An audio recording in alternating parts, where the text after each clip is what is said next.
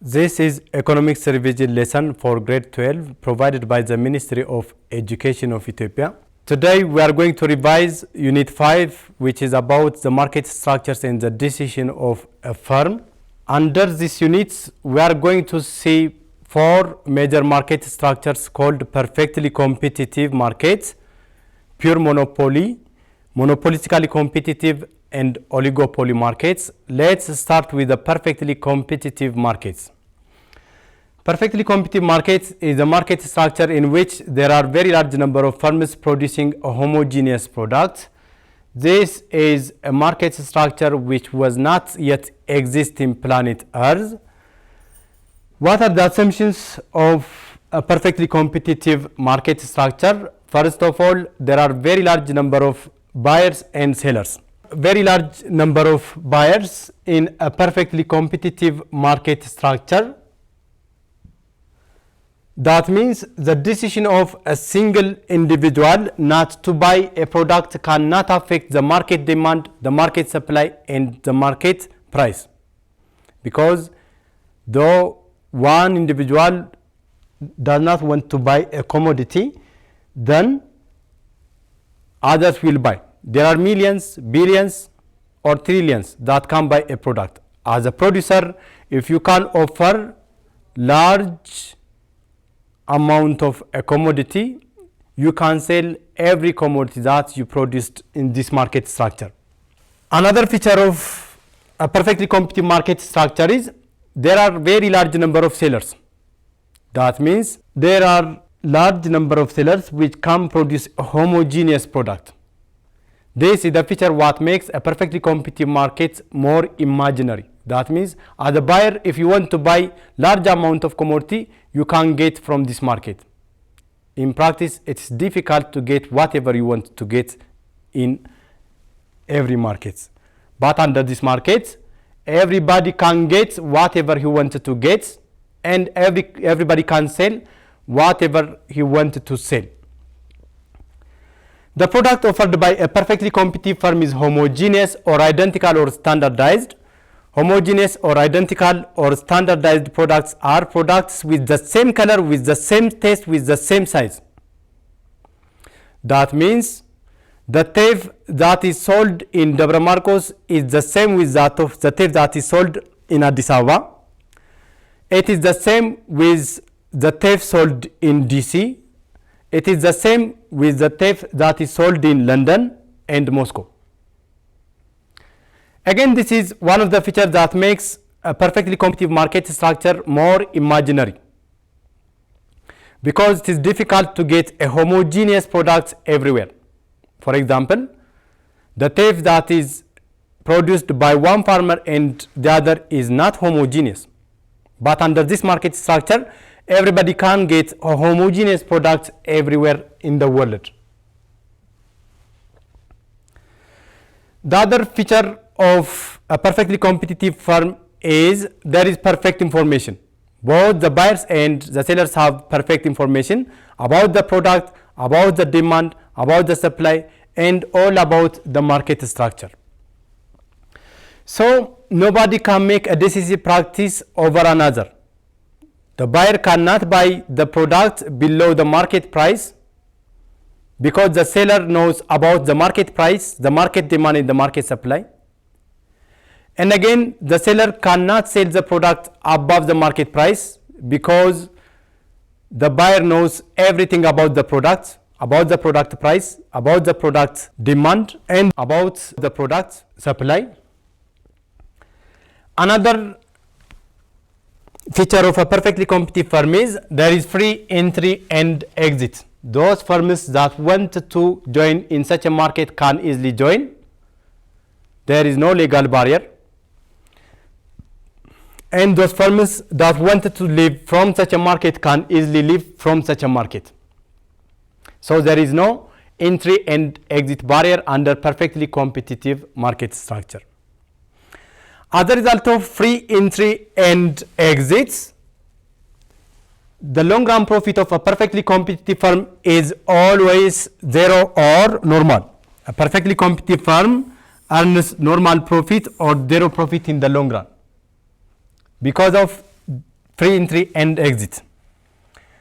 If there is a rise in the price of a commodity, producers are expected to get more profits, and this new profit will attract farmers to join into the market. And in this market, there is free entry. As farmers join into this market, they will produce more and more of a commodity, and there is surplus. If there is surplus, there is a downward pressure on price of goods and services, and it will restore at its normal position. With the fall in the price of a commodity, farmers are expected to incur loss, and if there is loss, farmers can leave from such a market, and there is free exit from such a market. As farmers leave from the market, then shortage will be occurred, and if there is shortage, there is an upward pressure on prices of goods and services.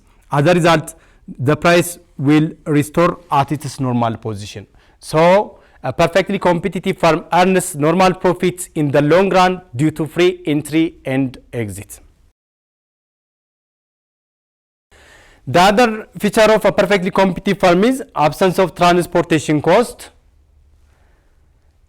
Transportation cost is expected to increase price of commodities, but under this market structure there is no transportation cost.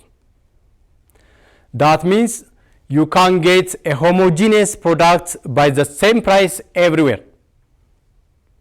In our example, you can buy teff with the same price that you bought in Debre Marcos, and the price of a quintal of teff is the same with that of Addis Ababa, and it is the same with the price at Washington DC, Moscow, and London. So you can get a homogeneous product with the same price because there is no transportation cost. This is one of the features that makes more imaginary. The other assumption or feature is there is perfect mobility of resources, and the last one is perfectly elastic demand curve. Perfectly elastic demand curve indicates that any amount of a product is demanded at a fixed price. This is a perfectly elastic demand curve. Its elasticity of demand value is infinity. This indicates that any amount of a product is demanded at a fixed price. Because there are very large number of buyers, if a firm produces any amount of a product, that product is demanded in the market. So to show this, the demand curve for a perfectly competitive firm is perfectly elastic. Now let's see the revenues of a perfectly competitive firm. Total revenue is the total income earned from sales of different units of a commodity, and mathematically the total revenue is calculated by multiplying price times quantity. For example, if a pen factory produces 10 pens per day, and if the price of a single pen is per 5, then the total revenue of the firm will be per 50.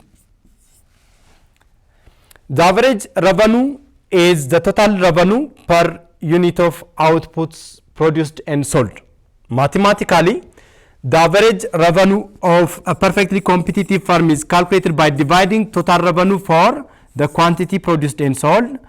And when we rewrite this, total revenue of a perfectly competitive firm is price times quantity divided by quantity.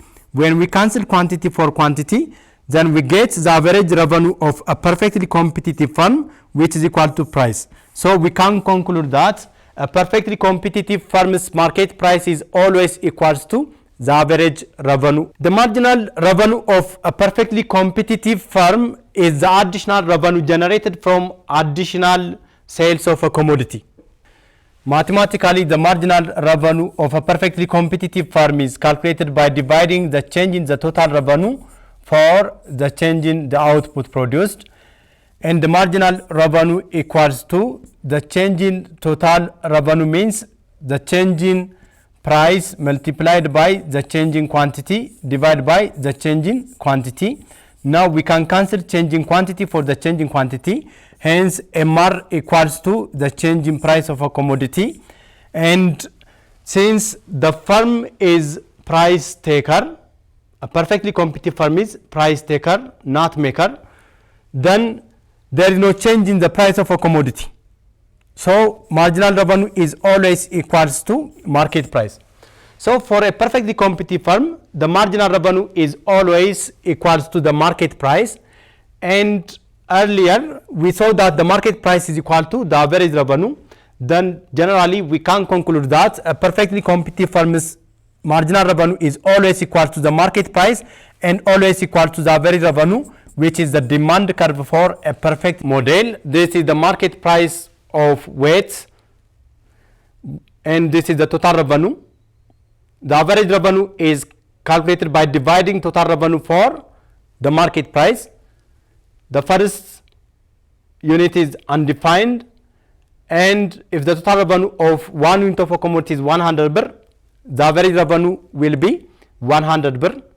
If the total revenue of 2 units of a commodity is 200 birr, then the average revenue will be 100 birr. It is calculated by dividing total revenue for the output produced and sold. Again, if the total revenue of 3 units of a commodity is 300 birr, then the average revenue will be 100 birr. It is calculated by dividing 300 for 3. And finally, if the total revenue of 4 units of a commodity is 400 birr, then the average revenue is 100 birr. It is calculated by dividing 400 for 4. Similarly, the marginal revenue is the change in total revenue divided by the change in quantity produced and sold. This is total revenue final minus total revenue initial over quantity final minus quantity initial. So as we increase sales of a commodity from 0 to 1, if total revenue increases from 0 to 100 and then the initial quantity is 0 and the final quantity is 1, the initial total revenue is 0 and the final total revenue is 1. When we substitute this information on this formula, total revenue final is 100 minus total revenue initial is 0 divided by quantity final is 1 minus quantity initial is 0, and then we left with 100. This is the marginal revenue of the first unit. Similarly, we can calculate the marginal revenue of the second by dividing the change in total revenue for the change in quantity. That means 200 minus 100 divided by 2 minus 1, this is 100. Again, the marginal revenue of the third unit is 300 minus 200 divided by 3 minus 2, which is 100. And finally, the marginal revenue of 4 units of a commodity is calculated by dividing 400 minus 300 divided by 4 minus 3, which is 100. From this, we can conclude that a perfectly competitive firm market price is always equals to the average revenue and always equals to the marginal revenue. This holds true only for a perfectly competitive firm. This is the way of calculating the marginal revenue of a perfectly competitive firm, as I showed you earlier. And from the given model, this is the market price of a perfectly competitive firm, and it is also the average revenue, and it is also the marginal revenue, and this is the demand curve for a perfectly competitive firm.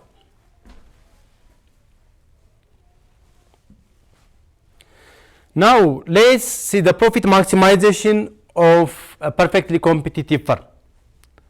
As you learned it earlier, one of the assumptions of a perfectly competitive firm is there are a very large number of buyers. But is the existence of large number of buyers a guarantee for the existence of large profits? No. You have to stop somewhere. The place that you have to stop is the profit where it is maximum, or if the firm is in a loss, if the loss is at minimum, then the firm has stopped production. So the primary objective of every firm is maximizing profits. How can a perfectly competitive firm maximize profits? There are two approaches of maximizing profit called the total approach and the marginal approach. The total approach of maximizing profit states that a perfectly competitive firm maximizes profit or minimizes loss by producing and selling an output level where total revenue of the firm exceeds total cost by the greatest amount, or simply, if the gap between TR and TC is maximum, then a perfectly competitive firm will get the maximum level of profit. For example, let's take case A. The total cost of production is per 6 and the total revenue is per 7. In case B, the total cost of production is per 6 and total revenue is per 8. The profit of a perfectly competitive firm is calculated by deducting total cost from total revenue. Hence, the profit in case A is per 1 and the profit in case B is per 2. So a perfectly competitive firm gets the maximum level of profit in case B because total revenue exceeds total cost of production by the greatest amount. Next, let's see the marginal approach of maximizing profits. Okay, before that, let's see the total approach of maximizing profit. Here, the total revenue of a perfectly competitive firm is 0 when it produces and sells 0 units of a commodity, but the total cost of production is 75 per. In this case, there is an excess of total cost over total revenue. In this case, the firm is suffering from loss. The total revenue of 0 units of a commodity is 0 and the total cost of production is 75. In this case, there is an excess of total cost over total revenue, and if there is an excess of total cost over total revenue, then the firm is suffered from loss. So there is a loss of 75 per. When the firm produces 1 unit of a commodity, again the total revenue is 100 per, but the total cost of production is 150 per. In this case, there is an excess of total cost over total revenue again. That means there is a loss of 50 per. When the firm produces 2 units of a commodity, then the firm's total revenue equals to total cost of production. If total revenue equals to total cost of production, the firm neither generates profits nor incur losses. And this situation is called break-even. So the firm is at its break-even point, or the firm is earning normal profits, or the firm is earning zero profits. Zero profit. The firm neither generates profits nor incur loss. That means there is no profit, there is no loss. But when the firm produces 3 units of a commodity, the total cost of production is 275 per, but the total revenue is 300 per. In this case, there is an excess of total revenue over total cost of production, and this situation is called positive economic profit. That means the firm is enjoying with a positive economic profit. This positive economic profit is 25 birr. When the firm produces 4 units of a commodity, the total cost of production is 350 birr and total revenue is 400 birr. Again, there is an excess of total revenue over total cost of production.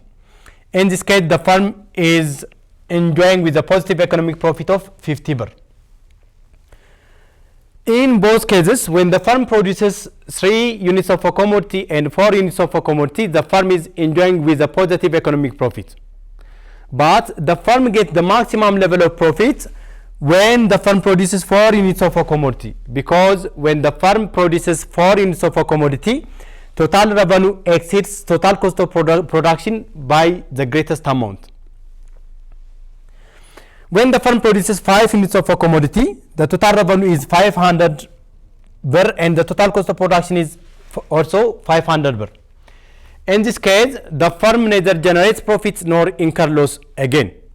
And in this case, the firm is at its break-even or earning normal profits or earning zero profits.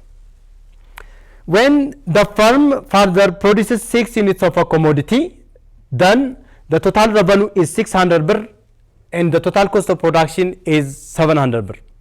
In this case, the firm is again suffered from loss. The loss is 100 birr. Graphically, the total revenue of a perfectly competitive firm is a diagonal straight line curve, and this is the total cost of production.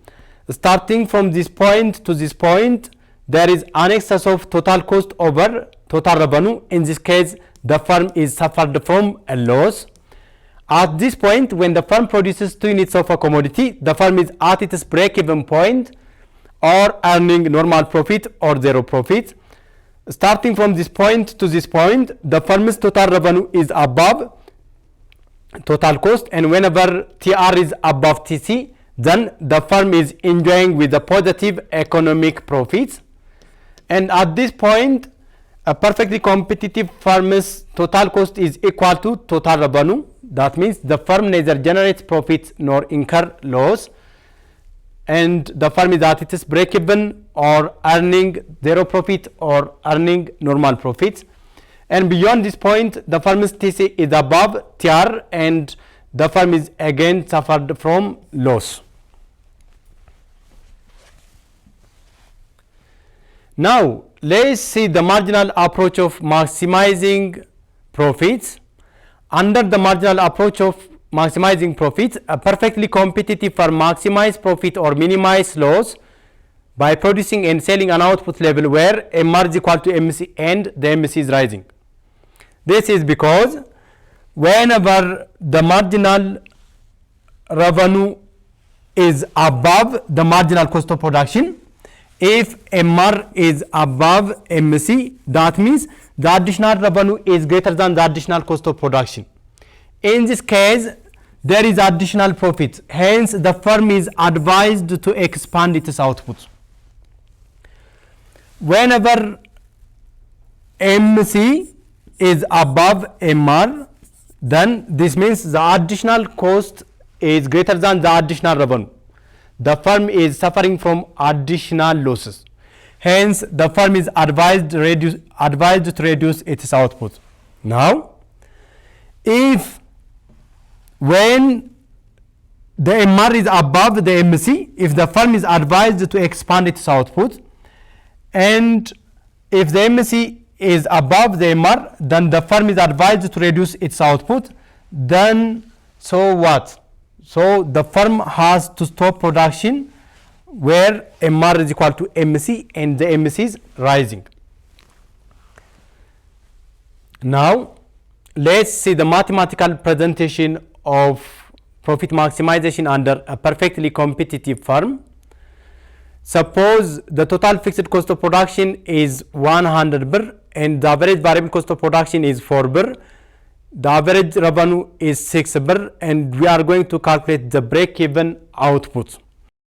At the break-even, at the break-even, a perfectly competitive firm total revenue is always equals to total cost of production, but we don't have any information about the total revenue and total cost. But we can calculate the total revenue as total revenue is the average revenue multiplied by the quantity, because AR is calculated by dividing TR for the quantity produced and sold. So we have the AR, so the TR will be, AR is 6Q. Then the total cost of production is the total fixed cost of production plus the total variable cost of production. But we don't have the TVC. The TFC is 100 plus the total variable cost of production is the TVC is calculated by multiplying FVC with quantity. That means the average variable cost of production is 4 and the quantity. Now we have 4Q. Now we do have the total cost of production and the total revenue. So at break even, a perfectly competitive firm total revenue is always equals to the total cost of production.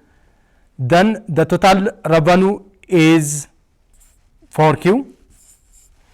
Then when we collect like terms together, 6Q minus 4Q equals to 100, and then this is 2Q, which is equal to 100. When we divide both sides 4 2, then we left with profit maximum, the break-even quantity, which is 50. So that means when the firm produces 50 units of a commodity, the firm neither generates profits nor incur loss. Students, this is all about the first lesson of Unit 5. Stay safe, stay home. Thank you.